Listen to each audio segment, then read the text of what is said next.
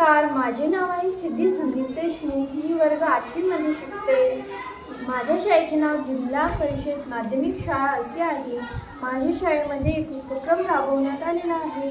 त्या उपक्रमाचे नाव आहे शालेय ग्रंथालय।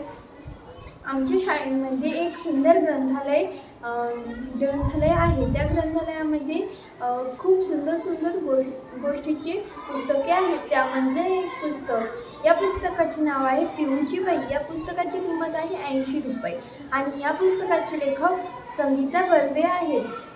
आणि तुम्हाला या पुस्तकावर जे चित्र दिसते ते ऋतुजा घाटे या मुलीने काढलेले आहे। तर या पुस्तकामध्ये असं दिलेले आहे की एक पिऊ नावाची मुलगी राहते।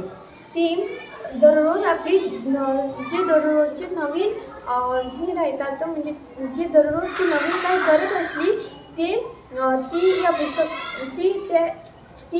ते एका वहीमध्ये लिहित असते आणि म्हणजेच आपण त्याला रोजनिशी सुद्धा म्हणतो।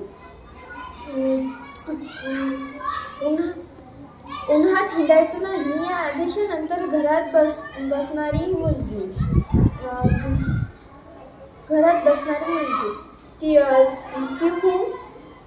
पिऊचे पेपर झालते। सुट्ट्या लागूनही 10-15 दिवस झालते आणि ती तिच्या आई साहेबांनी तिला सांगितलं होतं की उन्हात हिंडायचं नाही, जे काही काम असेल ते 4 नंतर करायचं, 2 वाजता काहीच करायचं नाही व उन्हात हिंडायचे नाही। मग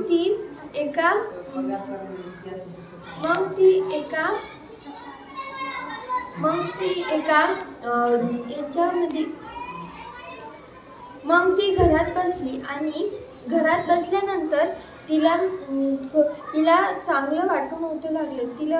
तिला वाटत होतं की आपण बाहेर जावं आणि आपल्या मैत्रिणीसोबत खेळावं, पण तिच्या आईचे मन नव्हते, म्हणून तिची आई तिला नकार देत होती।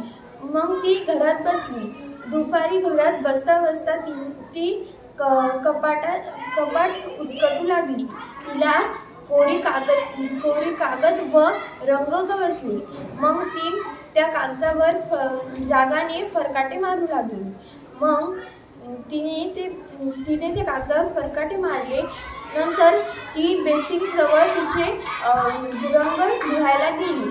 नंतर तिने पाहिली खिडकी खूप घाण झालेली होती आणि ते खिडकीचे गज सुद्धा गंजलेले होते, म्हणून तिच्या डोक्यात एक आयडिया आला। ती तिच्या आई जवळ गेली आणि म्हणाली, आई मी खिडकी रंगवू का?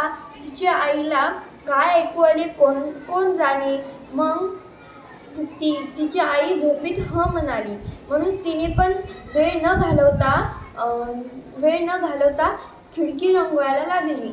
मग नंतर काही वेळाने तिची आई आली।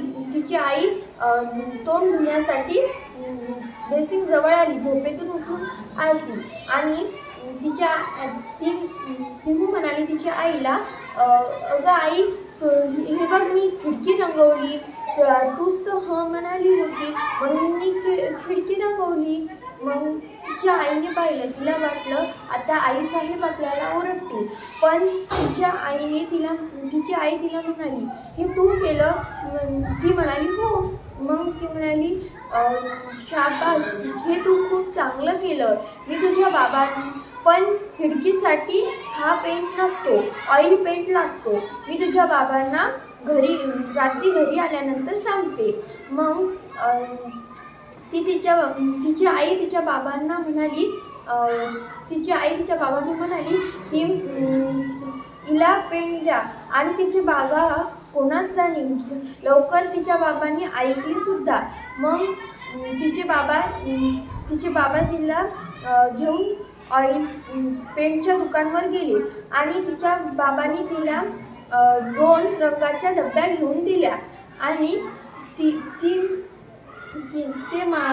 दुकानदार म्हणाला, याच्यासाठी डबल एक पांढऱ्या कलरची बाटली घ्यावी लागते, कारण